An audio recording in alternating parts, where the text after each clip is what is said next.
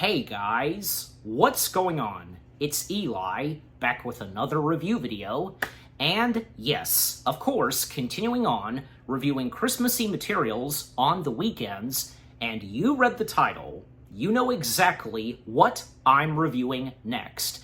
And this coming straight from Disney, and seeing as how this year, it's celebrating its anniversary, and of course, I have to review it. And I think, yeah, a lot of people consider this, one of the top best Christmas Carol adaptations. And even though it is a short film, a Disney short film that is, that being from 1983, Mickey's Christmas Carol. Yes, Mickey's Christmas Carol. Oh my gosh, what a memorable Disney short film this is, and, with Disney, this was actually one of Disney's first, materials that they did where they did something Christmas Carol, their own adaptation of a Christmas Carol, and we all know what would come next for Disney when they would do a Christmas Carol a couple of times. I think 2 times, because there was Springtime with Rue, that was kind of a Christmas Carol kind of thing, and of course the 2009 motion capture Christmas Carol film directed by Robert Zemeckis and starring Jim Carrey. But yeah, a lot of people, I'm sure as though, would consider this the best Christmas Carol adaptation that Disney has done. Yeah. So, as always, read the description / the story. Mickey's Christmas Carol is a 1983 American animated Christmas fantasy directed and produced by Bernie Mattinson, the late Bernie Mattinson, may he rest in peace, a Disney legend. The cartoon is an adaptation of Charles Dickens' 1843 novella, A Christmas Carol. Am I saying that right? Novel? Yeah. And stars Scrooge McDuck as Ebenezer Scrooge. And God, I didn't even realize it until I read the description / the story that, yeah, this year, the Charles Dickens novel, story of A Christmas Carol, it's celebrating its anniversary. Wow, And the fact that, well, seeing as how that Mickey's Christmas Carol came out, the year that the Christmas Carol story was celebrating its anniversary, 1983. So, yeah. So, of course, we, for all of us who know the story of A Christmas Carol, Scrooge being a horrible, mean, greedy man, and he gets haunted by his old business partner, Jacob Marley, and tells him that if he doesn't change his ways, he will pretty much become just like what, Jacob Marley became. And Jacob Marley tells Scrooge that he will be visited / haunted by 3 spirits to show him his past, present, and future on, around the time of Christmas. And thus, with that happening, he of course changes his ways. And yep, he becomes a much better man and no longer greedy and giving money to those who need money and so on. Yeah, especially because, those 2 guys who, asked him for money because of, the orphanage and so on. Yeah. And especially how Scrooge became attached to one of Bob Cratchit's kids who was very sick, Tiny Tim. Yeah. So, the first time I watched / knew of Mickey's Christmas Carol was I had a DVD. I'm sure some of you would remember some of those Disney DVDs. It was a collection of short films, and the one I had was Christmas themed. And it had the small one short, it had the one Mickey / Pluto short, and with Chip and Dale, where Chip and Dale got in the Christmas tree that Mickey and Pluto picked out and so on, and Mickey's Christmas Carol. I think that DVD only had 3 shorts. Huh. I think so, yeah. And if any of you have had those Disney DVDs and had that one that was Christmas themed, as I did, yeah. And you know what, by the way, because, with the 2 other Disney short films that were on that Disney Christmas themed DVD, those 2 short films, small one and the one with Mickey, Pluto, and Chip and Dale, were the first time I got to watch / know those short films. Yeah. And Yeah, and again, like I said, because no doubt about it, that everybody really seems to love this version of A Christmas Carol that Disney has done. You know, probably much better than the 2009 Christmas Carol film, but you know, that's entirely different, and I thought it was pretty good. Like, that's another story. Like, you get my point. Okay, so the cast of characters for Mickey's Christmas Carol is perfect and fantastic. You know, it's nice to see that, you know, it's like, you know, Disney characters, like, they got the roles of the Charles Dickens characters, you know what I'm saying? I don't know, because, like, how I'm describing it, like, take, for example, if this was something like Roger Rabbit. You know what I'm saying? Like, you know. And by the way, because I was thinking of this, and I think, yeah, there's been a couple of people that have mentioned this as well. Like, I'm sure as though when people would first, like, know about Mickey's Christmas Carol and watch it, well, you think, and because of the title, like, Mickey is playing the part of Ebenezer Scrooge, but no, that's not what it is. Like, Mickey is not playing the part of Ebenezer Scrooge. First off, that would be wrong for Mickey to be Ebenezer Scrooge. That would just not seem right. And this is Mickey Mouse we're talking about. No, because the role of Ebenezer Scrooge is played by Scrooge McDuck, and as I, of course, read that in the description/story. And actually, this isn't the first time where we see Scrooge McDuck. Like, this wasn't, like, his debut, and I'm sure as though some people would think of that. Like, was this where Scrooge McDuck originated from? No, because he existed before, you know, being in Mickey's Christmas Carol playing Ebenezer Scrooge.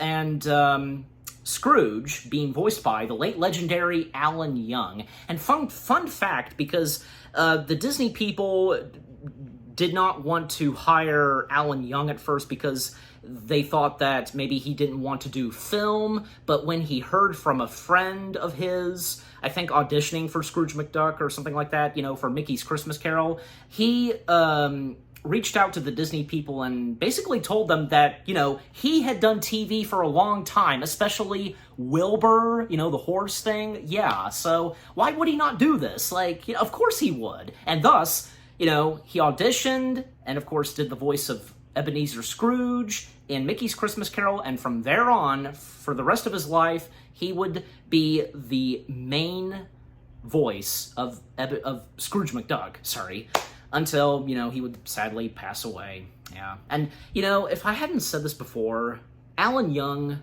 and to me, and I'm pretty sure to everybody else, will always be the superior voice of Scrooge McDuck, because he definitely fit the voice role of Scrooge McDuck like a glove, you know what I mean?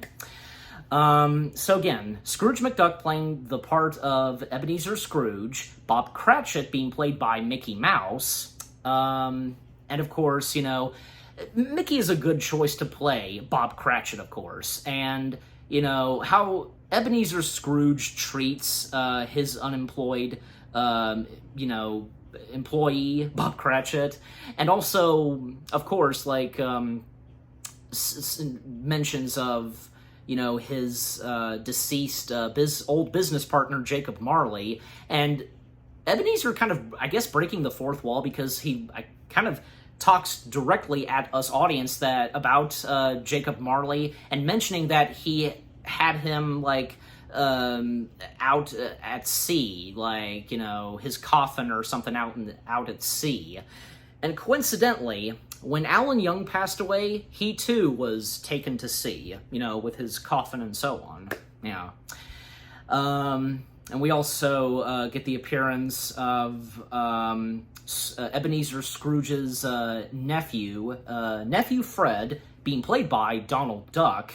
And Donald Duck, for the last time in Mickey's Christmas Carol, being voiced by the late legendary Clarence Nash. Again, this was his last time voicing Donald Duck in anything Disney, and, you know, whatever would have Donald Duck. And thus, Tony Anselmo would be the new/main voice of Donald Duck. But also, Mickey's Christmas Carol was Wayne Allwin's first time voicing Mickey Mouse, yeah. And so nephew Fred inviting his uncle to Christmas dinner tomorrow, but of course, Ebenezer is not interested and gives him the boot, and, even like not wanting the Christmas wreath that his dear nephew gave to him. And then, of course, we get the two guys, like, who come in to ask, if they can have some money for an orphanage, and, and those two, like, business guys, I guess you can say, being voiced by, collector for the poor, basically. They were collectors for the poor. Mole and Rat. Yeah, the two guys from Wind of the Willows. And if I remember correctly, I think originally Honest John and Gideon from Pinocchio were considered to play the roles of the collectors for the poor. But of course, the roles for the collectors of the poor were given to Mole and Rat, from Wind of the Willows, and most notably from one of the Disney packaged short films, The Adventures of Ichabod and Mr. Toad. So, I mean, it would have been nice if Honest John and Gideon played those roles, but knowing Honest John and Gideon, that's understandable. But yeah, Mole and Rat were the two best choices to play those two parts. And of course, Scrooge just, refusing to, and just making an excuse not to give them money and such because how greedy he is at first. And, like, Scrooge going on, like, saying to Bob Cratchit, you get this money and they want you to spend it, and, because he doesn't want to let his money go. Also, I checked, and the rat's name is Water Rat. Yeah, Water Rat. And both Water Rat and Mole, being the collectors for the poor, being voiced by the late legendary voice actor Will Ryan. And yeah, Will Ryan doing a lot of other voices in this until I get to them.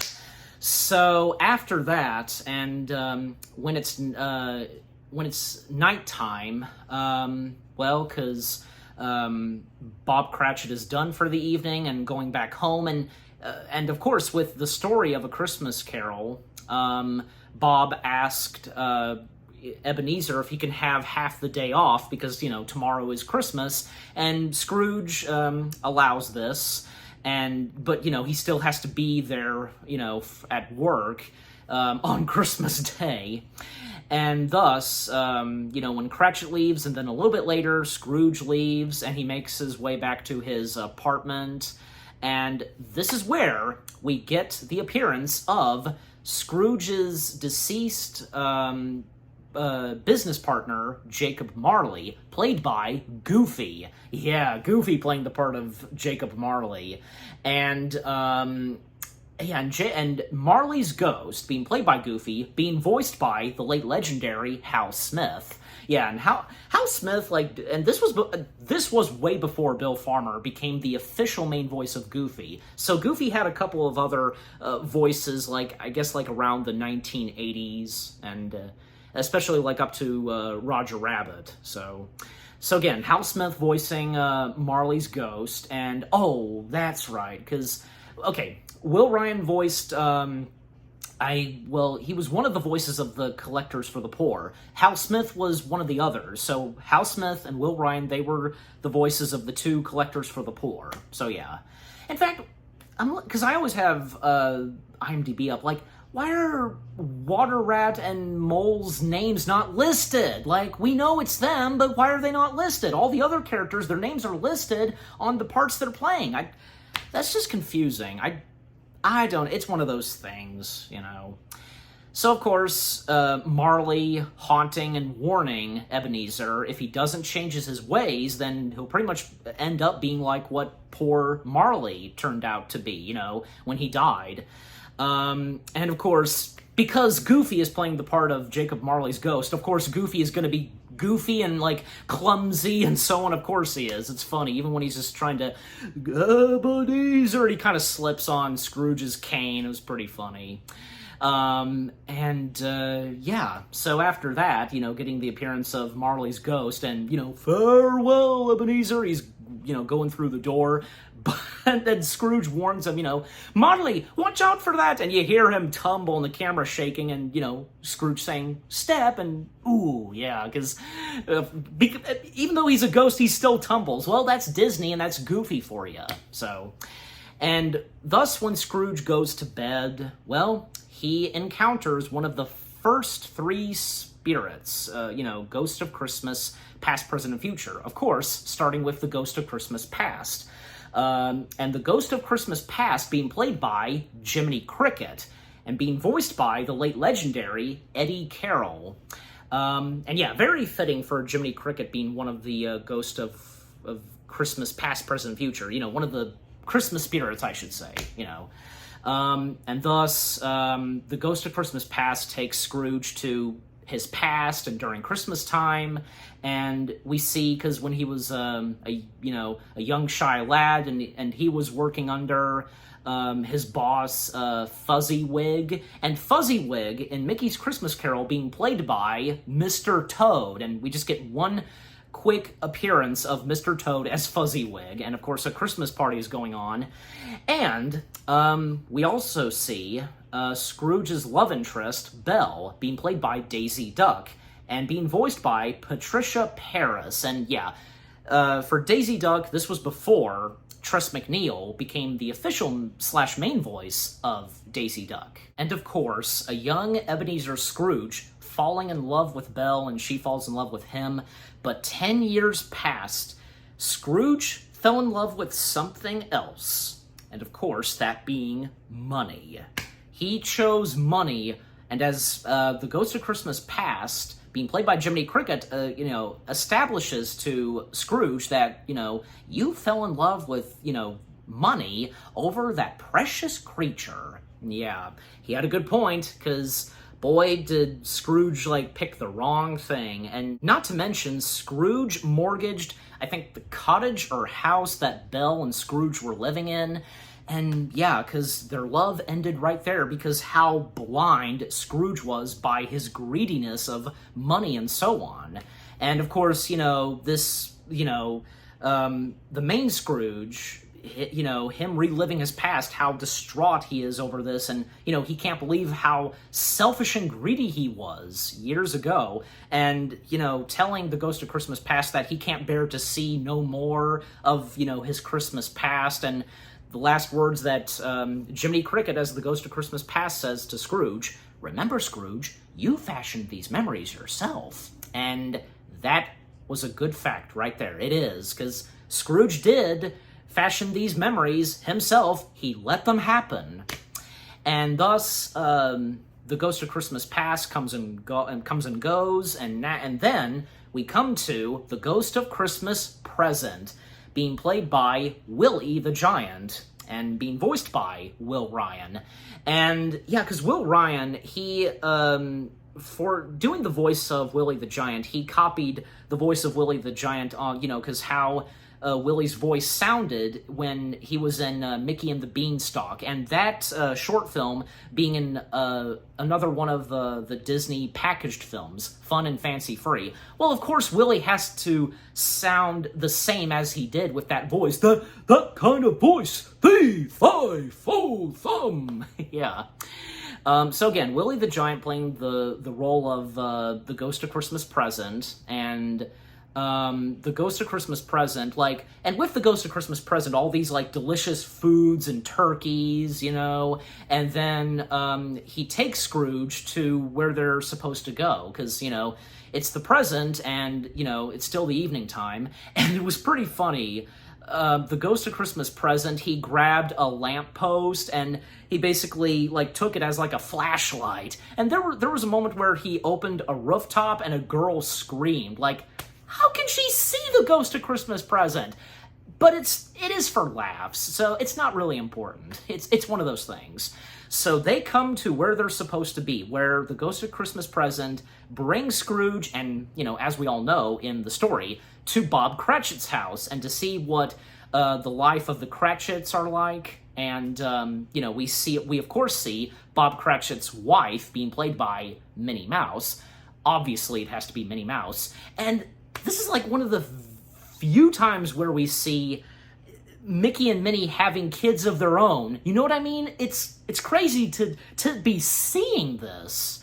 And, you know, because this is one of the few, like, Disney materials with Mickey and the gang where we do not see Pluto.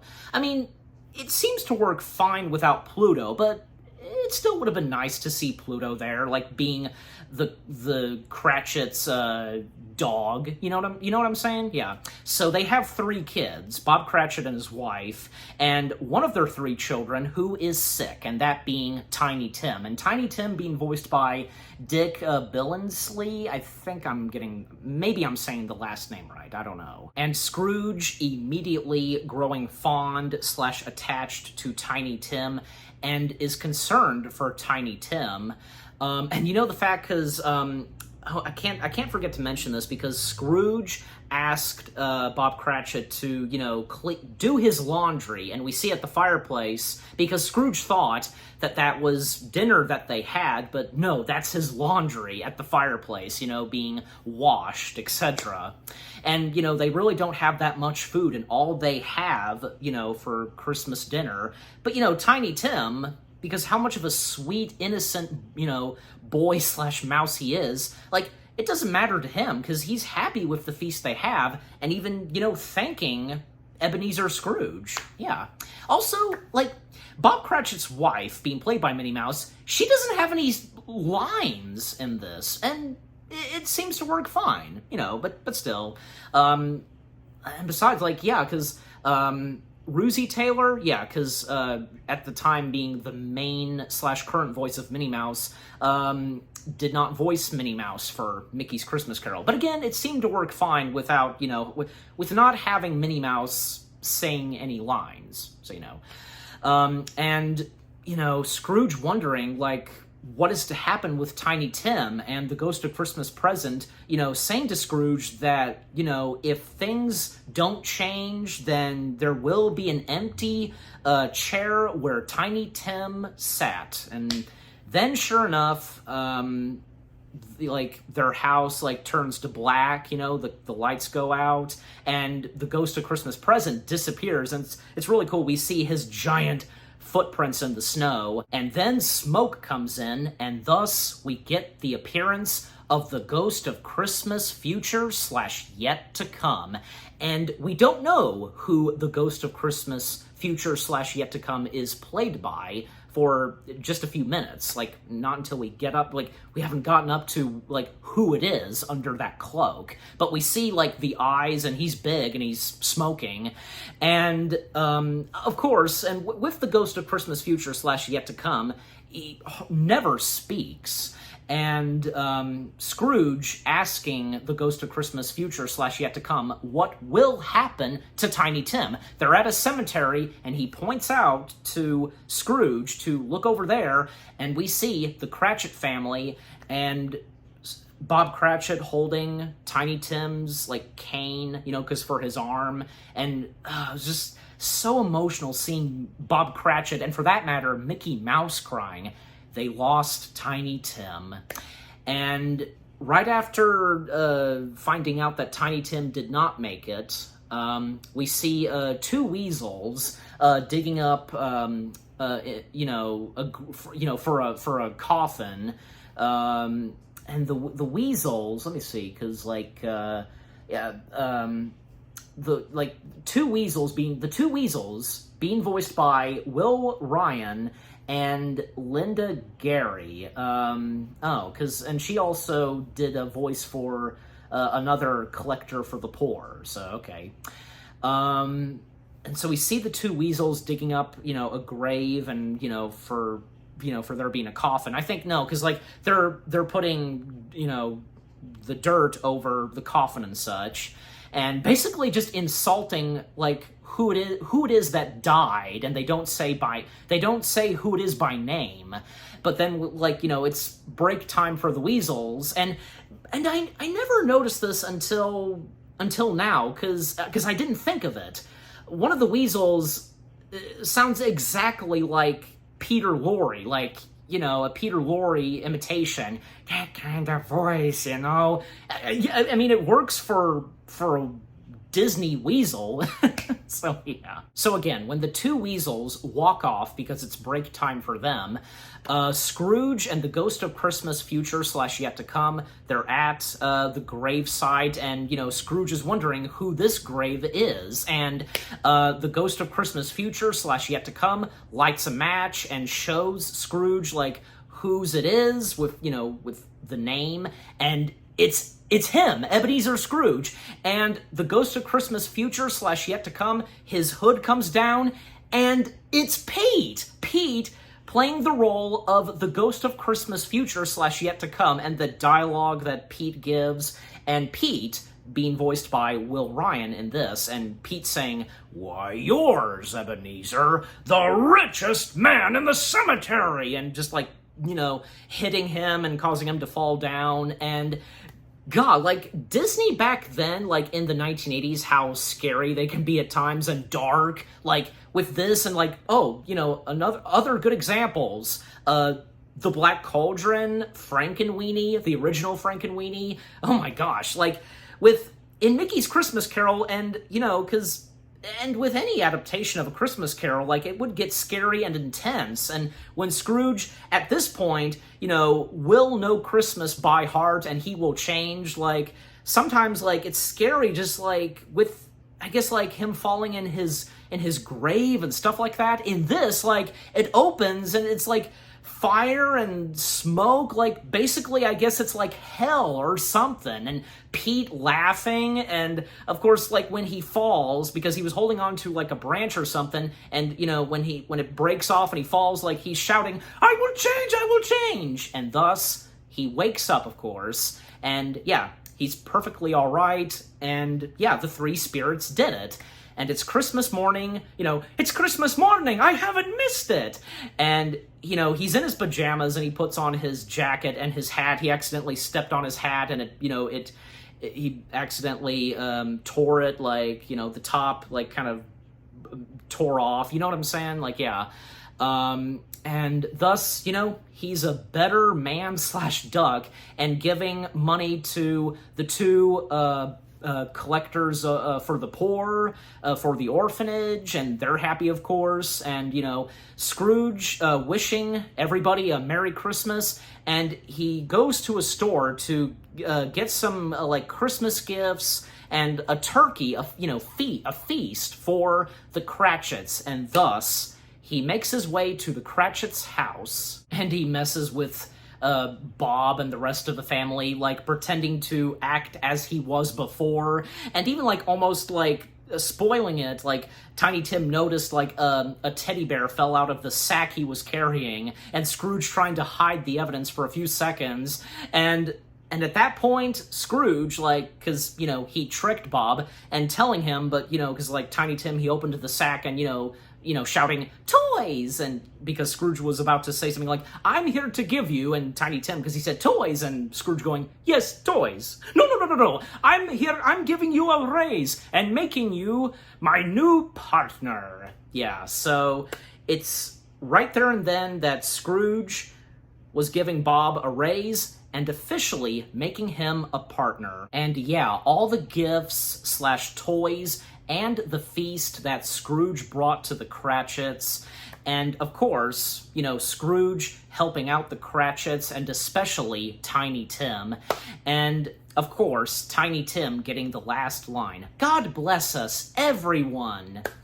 Yeah, and it was a nice way to end it there, and actually, because the opening / ending to the film was done really well, because with the opening credits and, you know, the sketches of, like, of the Disney characters, and the song number that plays, which being Oh What a Merry Christmas Day. Yeah, I think, yeah, that's the title. I really like that Christmas song, especially from this, like those who sang it, like, oh, so good. Yeah.